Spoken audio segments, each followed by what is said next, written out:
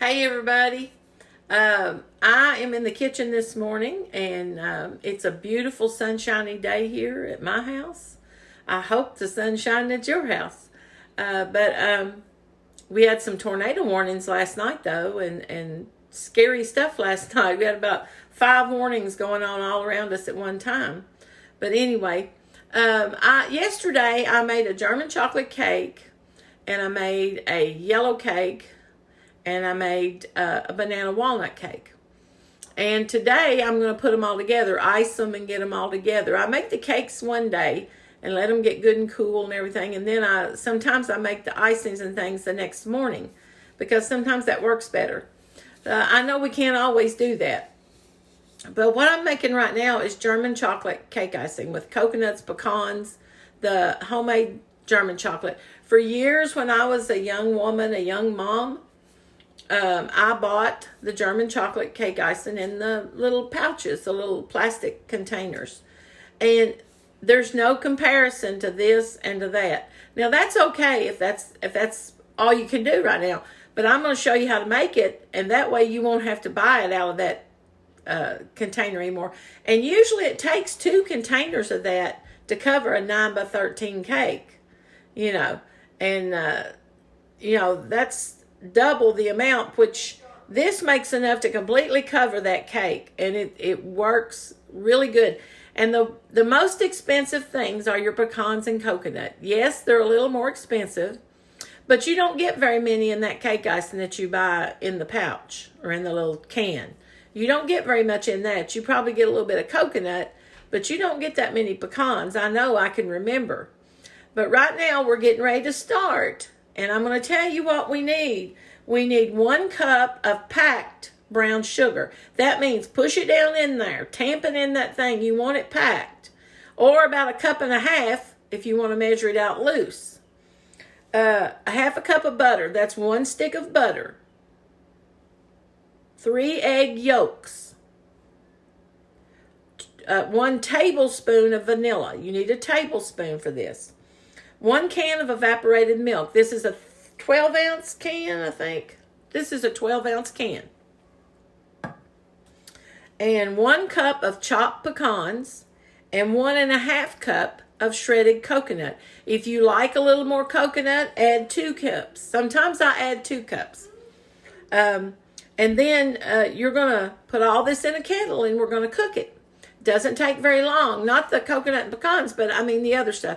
But I'm going to show you right now. When I get you turned around, I'll crank you back on. Okay, I've got my cup of brown sugar in here, packed brown sugar. And I'm going to add my milk now. Evaporated milk makes really good icings like this. Then we're going to put in a tablespoon of vanilla. We're going to put in 3 egg yolks. Let me get my whisk.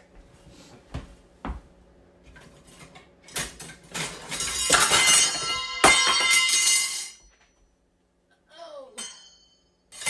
Well, I can definitely make noise today. If I can't do anything else, I can make noise. Trying to get all my egg yolk out here. My son gave me some country eggs, so I'm using country eggs in this today if I don't splatter that stuff all over me. Always take your whisk and whisk this up really well now because you want to have this mixed up good.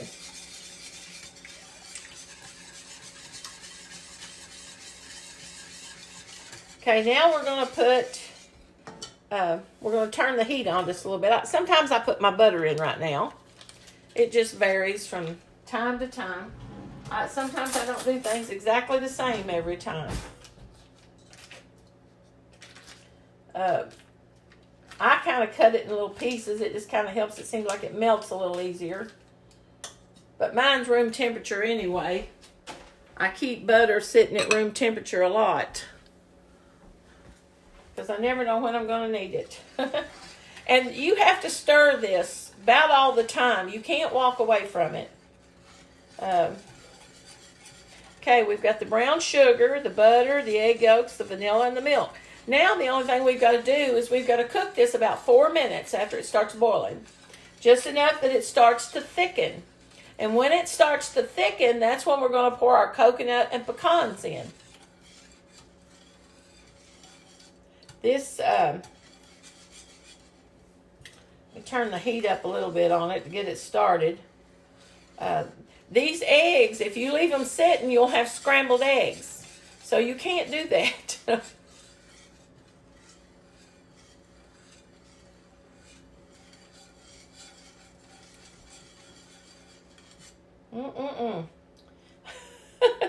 That butter gets stuck in there and it kind of makes it aggravating to stir, but I hope you all saw the peanut pie that my sister-in-law brought me from Virginia. I posted the recipe from the restaurant. It's not my recipe. This is the recipe from the restaurant where she bought it. She just thought maybe I had never tried a peanut pie. Well, I hadn't. I'd never heard of a peanut pie. But then I got to looking online, and yeah, there's peanut pies on there. But this one is, this is their own special recipe, and they did post it for you to be able to make if you want to. Come out there.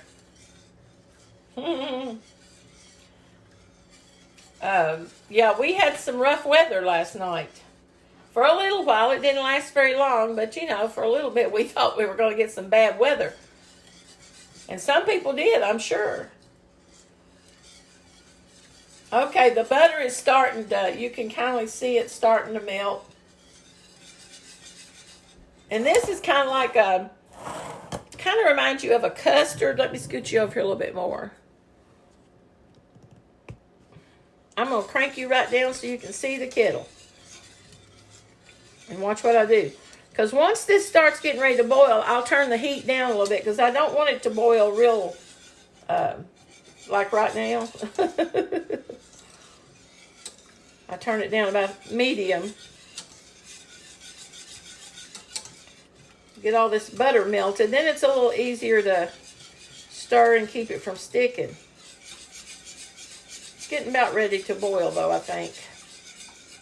This is the hardest thing about doing anything like this. It's just the weight game, you know, of waiting until something gets to the right temperature or when it starts boiling or when it thickens, because you have to stay right with it. That's the only thing. But this icing doesn't take 10 minutes to make. It's just a matter of getting all your ingredients together and, you know, having everything ready to make it. But it is a lot better than what you buy out of a can. There is no comparison. I'm sure there's a place for that and a time for that. But if you have time to make a homemade cake, try to make you one sometimes for a special occasion.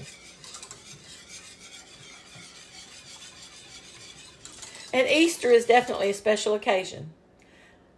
We celebrate the burial and the resurrection of Jesus. We celebrate Christ rising from the grave.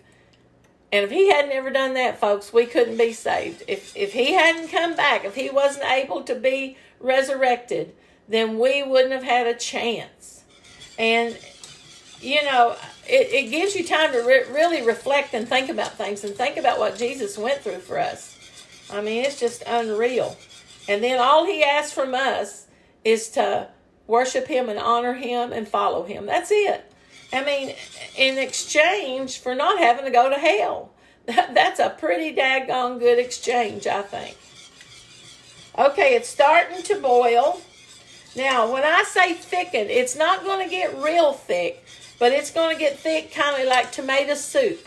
When you cook condensed soup like Campbell's tomato soup, and you know how kind of thick that gets? This is kind of what this is going to do. Usually you boil it about 3-4 minutes. It doesn't take very long. Basically what you're doing is cooking the eggs, making sure they're cooking the eggs good and thickening up the custard-like stuff. This is more like a custardy icing. It's really good though.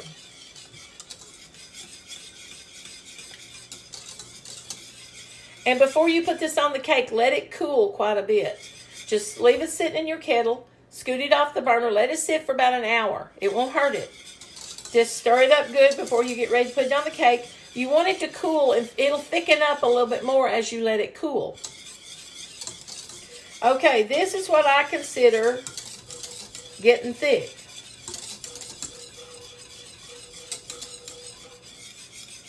If you look at it now, you can kind of see it's kind of soupy looking.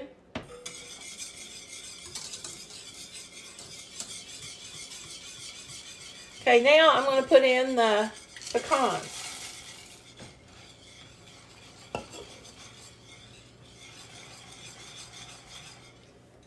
I'm going to turn the burner off. And this is 1.5 cups of coconut. If you like more coconut, put 2 cups in it. It won't hurt it.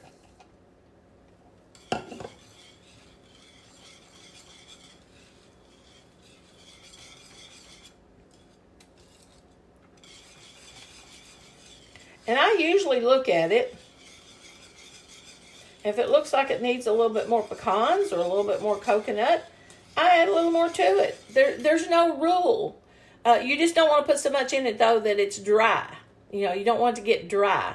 If you put too much coconut, if you put so much stuff in there that it has no room to expand a little bit when it cools and thicken, then it'll be dry. You don't want to do that. Just let it...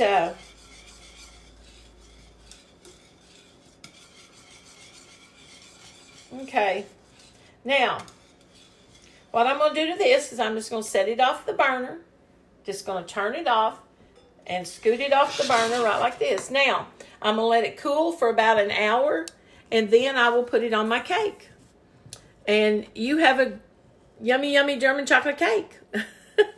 And somebody was telling me last night on the German chocolate cheesecake I made, they said, well, it's not a German chocolate cheesecake because you didn't use German chocolate. Well, German chocolate is just, it's about the same thing, guys. The only difference is it might not have any chocolate liqueur in it. And I use cocoa powder instead of melted chocolate. That's the difference. Baker's chocolate or German chocolate it's just in a little solid brick. That's the difference. There's not any difference. There's no difference in taste, really. There's no difference in anything other than one is melted and one is a powder. And the block will have just a little bit of chocolate liqueur. Not all of them even have that. So it just depends on which kind you get. But anyway, it was still a German chocolate cake to me because the icing is what makes the cake. The German chocolate icing. You can have any old chocolate cake, but you got to get that German chocolate icing on there. That's what makes it a German chocolate cake. Well, I am going to get off of here, and I might make another video when I make the cream cheese icing. I don't know. But now you all know how, and I will post the recipe to this. If it's not already on there, it may already be on there. But you know how to make German chocolate icing now. It's easy, guys. Easy, easy, easy. Talk to you all later. Have a blessed day.